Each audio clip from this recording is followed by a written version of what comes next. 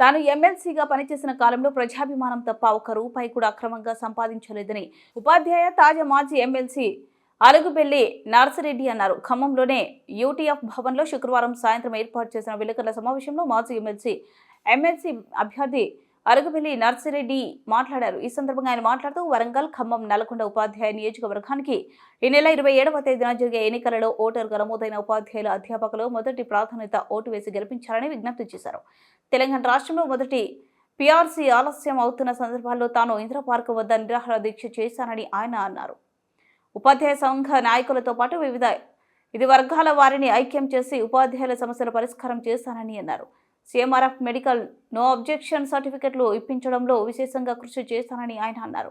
ఈ కార్యక్రమంలో యూటీఎఫ్ జిల్లా అధ్యక్ష ప్రధాన కార్యదర్శులు షేక్ రంజానా, పారుపల్లి నాగేశ్వరరావు, టీపీటీఎఫ్ అధ్యక్ష ప్రధాన కార్యదర్శులు ఏవి నాగేశ్వరరావు, వెంకలరావు, యూటీఎఫ్ రాష్ట్ర ఉపాధ్యక్షులు చావ దుర్గాభవాని, టీపీటీఎఫ్ రాష్ట్ర కార్యదర్శి ఎస్ విజయ్, నాయకులు జీవి నాగమల్లేశ్వరరావు, వెంకన్న, రాంబాబు, శ్రీనివాసరావు తదితరులు పాల్గొన్నారు. ఫిబ్రవరి 20 నాడు జరిగే శాసన మండలి ఎన్నికల గురించి నేను 4 మాటలు మీ ద్వారా మాట్లాడాలనే ఉద్దేశంతోనే ఏర్పాటు చేయడం జరిగింది. వరంగల్, ఖమ్మం, నల్లగొండ ఉపాధ్యాయ నియోజకవర్గానికి 20 నాడు జరిగే శాసన మండలి ఎన్నికలలో ఈ కాన్స్టిట్యున్సీలోని ఉపాధ్యాయ, అధ్యాపక తమ్ముళ్ళు, చెల్లెళ్ళందరూ కూడా నేను మీ ద్వారా విజ్ఞప్తి చేసేది, నాకు బ్యాలెట్ పేపర్లో సీరియల్ నెంబర్ 4 ఎదురుగా, నా పేరుకి ఎదురుగా 1వ నెంబర్ వేసి మొదటి ప్రాధాన్యత ఓటుతో గెలిపించాలని చెప్పి అందరికీ విజ్ఞప్తి చేస్తున్నాను. ఇదే సందర్భంలో నేను ఈ టర్మ్ ఎమ్మెల్సీగా కొనసాగాను కాబట్టి ఎమ్మెల్సీగా కొనసాగిన కాలంలో మరి ఏమేమి మీ ద్వారా సమస్యలు ఏమైనా పరిష్కారమైనయా, మీ పని విధానం ఎలా ఉన్నది, ఏమిటి అనేది ప్రశ్న ఉత్పన్నమవుతుంది. అందుకొరకే నేను మీ ద్వారా తెలియజేస్తున్నా, 2019లో ఎన్నికలు జరిగేటప్పుడు చాలామంది ఉపాధ్యాయులు, అధ్యాపకులు నన్ను ఆ రోజు అడిగింది ఏంటంటే, మీరు ఎమ్మెల్సీగా పోటీ చేస్తున్నారు, ఒకవేళ మీరు గెలిస్తే గతంలో గెలిచిన వాళ్ళలాగా అధికార పార్టీ కండువాలు కప్పుకొని మీ స్వార్థ ప్రయోజనాల కొరకు, మీ సొంత ప్రయోజనాల కొరకే పనిచేస్తారా, మా పక్షాన నికరంగా ఉంటారా? ఇది నన్ను ఆనాడు ప్రశ్నించింది. ఇప్పుడు మీ ద్వారా నేను తెలియజేస్తున్నా, ఉపాధ్యాయుల, అధ్యాపకులందరికీ ఇప్పటికే గమనించారు, నేను పూర్తిగా ఉపాధ్యాయుల, అధ్యాపకుల పక్షాన్నే ఉన్నాను, నేను ఎవరి పక్షంలో లేను. అనేక సందర్భాల్లో అడిగిన సందర్భాలు కూడా ఉన్నాయి. మీరు ఎవరి పక్షం అంటే, నేను ఉపాధ్యాయుల, అధ్యాపకుల పక్షం, విద్యాభివృద్ధి పక్షం, సామాన్య ప్రజల పక్షం అని చెప్పాను. ఆ పద్ధతిలోనే నా పని ఉన్నదని చెప్పి మీ ద్వారా తెలియజేస్తున్నా.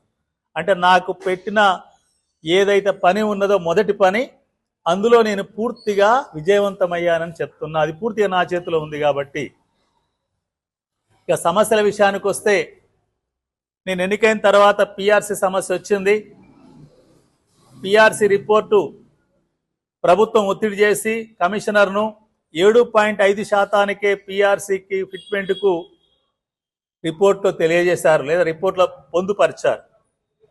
ఆ రోజు మా కౌన్సిల్ నడుస్తుంది.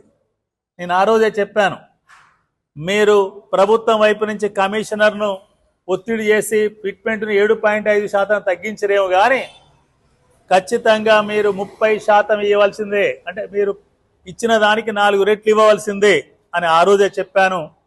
ఆ తర్వాత గౌరవ ముఖ్యమంత్రి రేవంత్ రెడ్డి గారిని కలిసి షెడ్యూల్ విడుదల చేయించి 22,000 మందికి పదోన్నతులు ఇప్పించాం. అందులో నా కృషి ప్రధానంగా ఉంది. అదేవిధంగా 35,000 మందికి బదిలీలు చేయించాం. అందులో నా కృషి ఉంది. ఈ ప్రమోషన్లలోనే చాలామంది పండిట్ పీఈటీ పోస్టులు అప్గ్రేడ్ అయిన స్కూల్ అసిస్టెంట్ల పోస్టులోకి ఇప్పుడు మన టీఎస్యూటీఎఫ్ అధ్యక్షులు రంజాన్ గారు కూడా పీఈటీ నుంచి పీడీగా ప్రమోషన్ పొందారు. స్కూల్ అసిస్టెంట్ ఫిజికల్ ఎడ్యుకేషన్గా ప్రమోషన్ పొందారు. వాళ్ళ ప్రమోషన్లో నా పాత్ర కీలకంగా ఉంది. ఆ పని పరిష్కారమైంది. మీకు తెలుసు, బడులు ఊడ్చడానికి, తాళాలు తీయడానికి, వేయడానికి మనిషి పెట్టేది 3 ఏళ్ల కింద. వాళ్ళకి 2,500 ఇచ్చేది. కానీ 2021 సెప్టెంబర్లో వాళ్ళ అవసరం లేదు, ఆ బడి ఖమ్మం మున్సిపల్ కార్పొరేషన్లో ఉంటే కార్పొరేషన్ వాళ్ళు చూస్తారు, గ్రామ పంచాయతీలు ఉంటే గ్రామ పంచాయతీ చూస్తుంది, సత్తుపల్లి మున్సిపాలిటీలో ఉంటే సత్తుపల్లి మున్సిపాలిటీ వాళ్ళు చూస్తారంటే ఎవరు చూడలే. ప్రధానోపాధ్యాయులు ఉపాధ్యాయులే జేబుల డబ్బులు పెట్టుకొని మనిషిని పెట్టుకుని ఊడ్చుకున్నారు, తాళాలు వేసుకున్నారు, కొంతమంది తాళాలు ఆలే వేసుకున్నారు. ఆ టైంలో నేను 3 ఏళ్ల పాటు ప్రభుత్వాన్ని నిలదీసిన. చాలా ముఖ్యమంత్రి మీ తాళం మీరే వేసుకుంటున్నారా, మీ రూమ్ కానీ అడిగాను. కలెక్టర్ గారు మీ గదికి తాళాలు మీరే వేసుకుంటారని అడిగాను. మీ రూమ్ మీరే ఊడ్చుకుంటారని అడిగాం. ఆ పద్ధతిలో ఈ ప్రభుత్వం వచ్చిన తర్వాత ఇప్పుడు పిల్లలు తక్కువ ఉన్న బడికి 3,000 నుంచి 750 పైగా పిల్లలు ఉంటే నెలకు 20,000 రూపాయలు సర్వీస్ పనుల కొరకు, పరిశుభ్ర పనుల కొరకు ఇస్తున్నారు. అది సాధించడంలో నా కృషి ఉన్నది. పాఠశాల కరెంటు బిల్లు చూస్తే కొన్ని పెద్ద పెద్ద పాఠశాలలకు వచ్చే గ్రాంట్ కరెంటు బిల్లుకే సరిపోకపోయేది. కరెంటు బిల్లు ఇప్పుడు గవర్నమెంట్ పే చేస్తుంది కాబట్టి ఆ రిలీఫ్ కూడా చేయించడంలో నా కృషి ఉన్నది. ఇట్లా ఈ కొన్ని సమస్యల పరిష్కారంలో నా కృషి ఉన్నది. కానీ ఇంకా పరిష్కారం చేయవలసినవి ఉన్నాయి. ముఖ్యంగా సిపిఎస్ రద్దు కొరకు కృషి చేస్తా అని చెప్పాను. నేను కృషి చేస్తున్నా. ప్రతి సందర్భంలో సిపిఎస్ రద్దు గురించి మాట్లాడుతున్నా.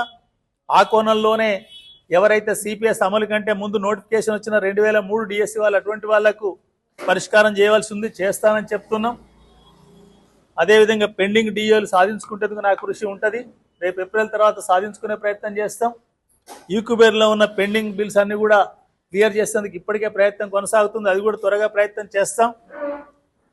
ఇక పాఠశాల విద్యలో హై స్కూల్ స్థాయి వరకు చాలా రకాల పాఠశాలలు ఉంటాయి, మీకు తెలియదు కాదు. 5 రకాల గురుకులాలు ఉన్నాయి. 5 రకాల గురుకులాలకు ఈ సంవత్సరం పదోన్నతులు బదిలీలు చేయించడంలో నాది కీలకమైన పాత్ర. అందరికి చేయించాము. తర్వాత మనకి ఇప్పుడు ఖమ్మం జిల్లాలో, కొత్తగూడెం జిల్లాలో, వరంగల్ జిల్లాలో, ములుగు, మహబాద్ ప్రాంతాల్లో గిరిజన సంక్షేమ ఆశ్రమ పాఠశాలలో ఉన్నాం. వాళ్ళ సమస్యల పరిష్కారం కొరకు కృషి చేశాం. నేను ఎమ్మెల్సీ అయినాక 2 సార్లు వాళ్ళ జీతాలు పెరిగినాయి, 3 సార్లు బదిలీలు జరిగినాయి, ఎండాకాలం జీతాలు వచ్చినాయి. తర్వాత ఓటక్కు కూడా మా ద్వారానే సాధించబడ్డది, సంఘాల ద్వారా. ఇవన్నీ చేసినా కూడా వాళ్ళ జీతం తక్కువనే ఉంది. వాళ్ళ జీతం పెంచవలసిన అవసరం ఉంది. వాళ్ళకు మినిమం టైం స్కేల్ ఇప్పించడం కానీ, రాత్రి డ్యూటీ లేకుండా కేర్ టేకర్ నియామకం కానీ, హెల్త్ కార్డుల వంటి పరిష్కారం చేయాల్సి ఉంది. అదే గురుకులాలలో టైం టేబుల్ సరైన పద్ధతిలో లేదు, పిల్లలకు కష్టమవుతుంది, దాన్ని మార్చవలసిన అవసరం ఉంది. అక్కడ డిప్యూటీ వార్డెన్ పోస్టులు మంజూరు చేయాల్సిన అవసరం ఉంది. రాత్రి డ్యూటీ కొరకు హెల్త్ కార్డు ఇప్పించవలసి ఉంది. 010 ద్వారా జీతాలు చెల్లిస్తే వెసులుబాటు ఉంటుంది. మోడల్ స్కూల్ ఉన్నాయి, వాళ్ళకి బదిలీలలో సహకరించాం, పోయిన పిఆర్సీ ఇప్పించాం, లీవ్ రూల్స్ కొన్ని పరిష్కారం చేశాం. కానీ పదోన్నతులు పరిష్కారం చేయాలి మోడల్ స్కూళ్లకు. అదేవిధంగా వాళ్ళకి హెల్త్ కార్డులు ఇప్పించాలి. ముఖ్యంగా 010 అంటే 1వ తారీఖున జీతం వస్తుంది. గ్రాంటీన్ ఎయిడ్ అంటే కాస్త లేట్ అవుతుంది. ఆ పద్ధతిలో జీతం ఎప్పుడైనా జీతం ఇవ్వాల్సిందే, ఇచ్చే జీతం 3వ తారీఖున ఇవ్వటం. ఆ పద్ధతి కొరకు కృషి చేస్తామని చెప్పి తెలియజేస్తున్నాం. ఇంటర్మీడియట్లో దాదాపు 3,000 మంది కాంట్రాక్ట్ అధ్యాపకుల రెగ్యులరేషన్లో నా కృషి ఉన్నది. ఇంకా కొంతమంది రెగ్యులర్ కాలేదు, 400 పైచిలుకున్నారు. వాళ్ళ రెగ్యులరేషన్ కొరకు నా కృషి కొనసాగిస్తాం. డిగ్రీ కాలేజీలో కూడా సగం మంది రెగ్యులర్ అయిన, సగం మంది కాలేదు, వాళ్ళ రెగ్యులరేషన్ కృషి చేస్తాం. కానీ ఇంటర్మీడియట్లో నిర్వహణ గ్రాంట్ ఇస్తలేరు. నిర్వహణ గ్రాంట్ ఇవ్వాలి. కొన్ని పోస్టులు సామాన్యుడు సామాన్యంగానే ఉండాలని కోరుకునే ప్రభుత్వాలు అవి.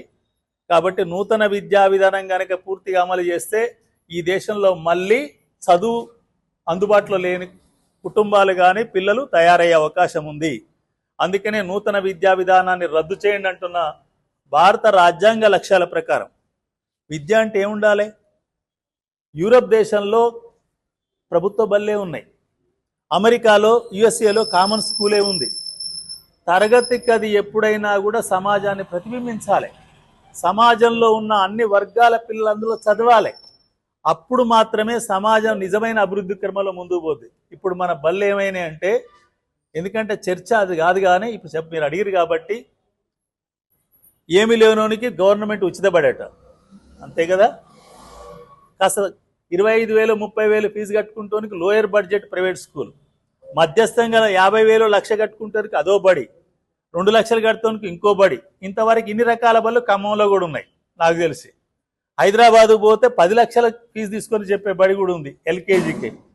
ఎల్కేజీలో ఏమైనా పిల్లవానికి ఎవరు చెప్పినా ఏబిసిడీలు చెప్పాలి, వీళ్ళు చెప్పాలి, అమ్మ ఆవో బొమ్మో అరటో ఆకో ఇవి చెప్పాలి తప్ప చంద్రమండలానికి రాకెట్ ఎట్టా ఎగురుద్దని ఎవడని చెప్తుడా? కానీ 10 లక్షలు ఎందుకంటే నేను 10 లక్షలు పెట్టి నా పిల్లవాడిని చదివిస్తున్నా, నా అమ్మాయిని చదివిస్తున్నా. ఆ పిల్లవానికి అమ్మాయికి ఏముంటుంది? ఓహో, నేను 10 లక్షలు చదువుకుంటాను, ఈ సమాజంలో నేను ఉన్నతురాల్ని.